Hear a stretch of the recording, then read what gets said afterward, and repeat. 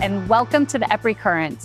I'm your host, Samantha Gilman, and we are coming to you from Dammam, Saudi Arabia, where we just wrapped up an event focused on powering the future toward net zero. I am joined by two key players in this event. First, Senior Vice President of Energy Delivery and Customer Solutions at EPRI, Daniel Brooks, and CEO of GCCIA, Engineer Ahmed Al-Ibrahim. One of the core pillars of EPRI is collaboration. Can you tell us a bit about how the GCCIA and the Gulf countries are collaborating? Yes, of course, GCCIA itself is a collaborative effort of the 6 GCC countries. And we have been doing that. We have been exchanging ideas and supporting each other all the way from, establishing of this organization, all through having joint committees to do everything. Now we are in a phase of developing our networks, developing our structure towards the future. And this is where R&D becomes very important to us. So we started this journey with EPRI in 2019, where we signed an MOU for collaboration. And we were affected for some time by COVID, but that didn't stop us. We marched forward doing initiatives to develop studies that served our purpose in the GCC. And now started a series of forums, which is it started 2 years back. And we are seeing the third version of this forum to explore our future, to explore where we're going, and how do we cope with the energy transition that will affect the future of our grid. And we see more and more emphasis on the collaboration between GCCIA and EPRI, and also the other member states, which is being more fortified now. Yeah. And Daniel, how do you see this collaborative efforts that the GCCIA fosters within the Gulf region contributing to advancements and best practices on a global scale? And well, as Engineer Ahmed said, we're sort of same DNA, right? GCCIA and EPRI, we're collaborative organizations at our heart. And so, the first thing that comes to my mind is, as EPRI is becoming a more global organization, GCCIA is like a force multiplier for us. We engage with you, but you allow us to engage through you with all of the system operators, with all the other stakeholders in the region. And so by building that partnership that we started in 2019 with you all, it's opened the door for us to be able to broaden our collaboration into this region in a way that much more accelerated than we would have been able to do in any other way. So, that force multiplier effect is significant. But from the research side itself, there are unique challenges and opportunities that you have within the Gulf region that we wouldn't be able to expose ourselves to understand new research that's needed that can inform others, as well as to even apply some of the research that we already have. You mentioned some of the studies that we've been doing, some of the demonstrations. And so some of that is applying it to new circumstances, new environments that helps us to learn and to improve the research. And so, in addition to being that force multiplier for the breadth of our collaboration, it deepens our collaboration by allowing us to expand the research in ways that we wouldn't be able to otherwise. And then the third thing I would say is we also get exposed to just great talent and individuals within this region that we wouldn't have a chance to be exposed to. And that brings so much back to the broader stakeholder groups that we get to talk to. So it's a huge partnership for us and a key collaborator we're already down the road. It seems like 5 years, it seems like, we're much further than that. It really has accelerated. So we've talked a lot about collaboration in the last couple of days, but not just collaboration, but the technologies that are going to be needed to meet this challenge head on. Engineer Ahmed, can you tell our listeners a bit about the types of technology that are being implemented in the Gulf region? Well, the GCC countries are really marching ahead with the energy transition, and that entails huge changes to our systems.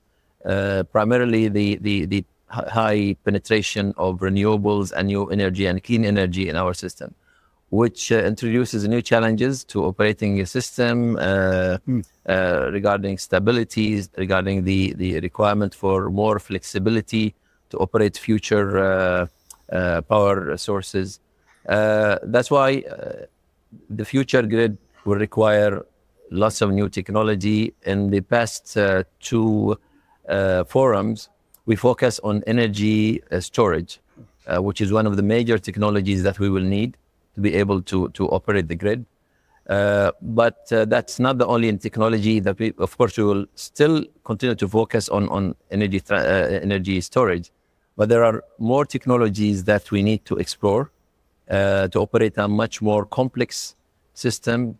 One of these technologies that EPRI is exploring is the grid enhancement technologies, which will be something like, in my opinion, a must to make sure that our grids of the future can be utilized to its utmost capacities. Introduction of AI, demand side management, all of these would require research on how to develop them, how to integrate them in our systems and utilize them to be able to operate the future grid. The thing is that lots of these technologies are not developed enough to be applied now, but however, we need it tomorrow. So we need to work together. So my message is that we need to work together. But we need to work fast to be able to achieve our goals. Daniel, what's the phrase? Yeah, so old saying that one of my colleagues always brings up: if you want to go fast, go alone. If you want to go far, go together. But as you say, we got to go together to go far. But we got to get in a hurry to do it. Exactly. So all these technologies we've been hearing about the past couple of days and the collaboration needed to achieve these goals, difficult challenge ahead of us. There were lots of speakers from many different countries, many different companies. What was something that stood out to you? I think the main thing is that all of them have focused on the collaboration. I think the bridging the gap between the planning and the operation is very important, that we need to focus on. We already have some of the technologies that, for energy storage applied. I think learning from the experience of each other is very important, because some of the countries are ahead, some of the countries are starting the journey. So I think the collaboration and learning from each other is very important at this stage. So Daniel, a question for you. Now, there were several themes throughout the event. Now, we've got the collaboration, we've got the technology, building that bridge between operations and planning. What else stood out to you from the event? Yeah, so there were so many just nugget insights, details of things that we need to do, but trying to take it maybe to a higher level. Three things that I thought permeated all the different sessions. One is transformation. Whether we're ready or not, it's coming. This energy transition is happening. It means changing everything about the way we make, move, and use electricity. And we are going to figure out together how we actually transform the grid to be able to be a key enabler of all of that. So transformation. The second is innovation. We don't have all the tools we need to be able to do that. And so it's really going to take a lot of thoughtfulness in terms of what we need to do, new technologies, new approaches, new models, new operational procedures to be able to figure out how to do that. In one of the panels, Engineer Waleed said, we really do need to have brave hearts, and we need to not think any idea is too crazy. And I think we have to have that mindset. Of course, as engineers, we're always rooted in reality, but we really do have to have that innovative spirit. So transformation, innovation, and then the last, you said it, collaboration. There is no way to get to where we need to go working by ourselves. We have to work together if we're going to be able to get there at the time and in the most optimal way that we want. And so that collaboration is key.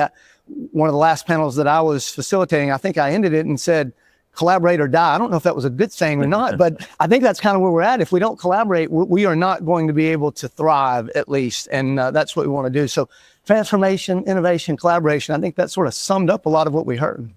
Wonderful. Well, I appreciate you two taking the time to step away from the event to speak with our listeners at the EPRI Current. I want to give you each an opportunity to share any last thoughts. I think the grid of the future and the way that we operate it is not the way that we have been doing. So we have to maybe think outside of the box. We have to take bold decisions and explore new technologies. And that is the way to the future. So we have to build the future now so that it's a really solid and resilient future. So I'll end with just a thank you to Engineer Ahmed and GCCIA. That collaboration is so important. When I was a small boy, I played dominoes. My family played dominoes, and I always got paired with my grandfather to team up against my dad and my uncles, and we would play dominoes together. And I was young, and I probably didn't play very well, but occasionally I would make a good play. And my grandfather would say, "Who can play without a partner?" And I think about that a lot. And who can do what we have to do without good partners, right? And so GCCIA is just such a great partner, and we are so thankful to be in this together as we move forward for this transition. Same here. Well, thank you so much. So glad you can join us from Dammam, Saudi Arabia. And that is it for this episode of the EPRI Current. If you like today's show, we invite you to subscribe to our podcast. And feel free to share the podcast with your colleagues and friends. For more information about EPRI, please visit our website at www.epri.com. And don't forget to follow us on LinkedIn and Twitter at EPRI News. Together, we are shaping the future of energy.